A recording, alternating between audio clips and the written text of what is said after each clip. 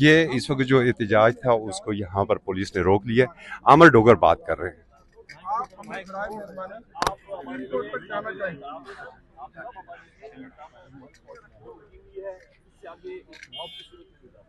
देखें, ये 144, ये मुकदमा, ये पर्चे, ये गिरफ्तारियां हमें ना सुनाएं।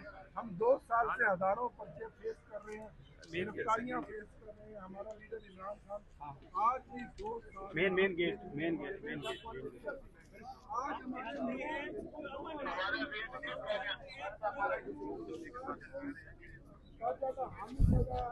जी मैं रोक दिया गया फिर।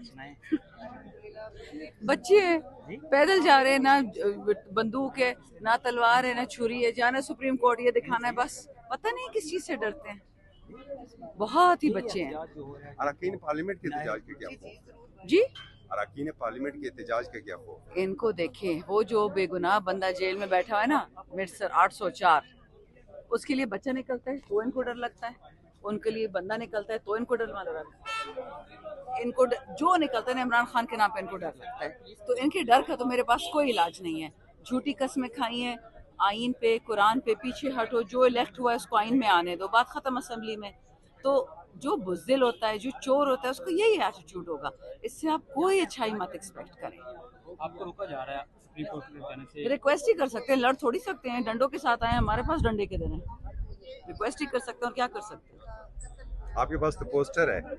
मेरे पास पोस्टर है, हमारे पास इमरान खान है, हमारे पास ईमान है। हम अल्लाह से डरते हैं, हम जरदारी शाहबाज नवाज से नहीं डरते।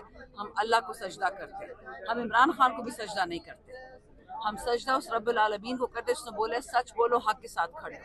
तो हक हमारा है कि हम सुप्रीम कोर्ट तक पैदल जाएं, हक है हमारा कि हम बात करें, हक है हमारा कि आवाज उठाएं। जो हमें नहीं उठाने देगा वो काफिर है, सिंपल एज दैट। अच्छा है कि इस दुनिया में काफिर सबको नजर आ जाए, इसका तो मेरे पास कोई इलाज नहीं।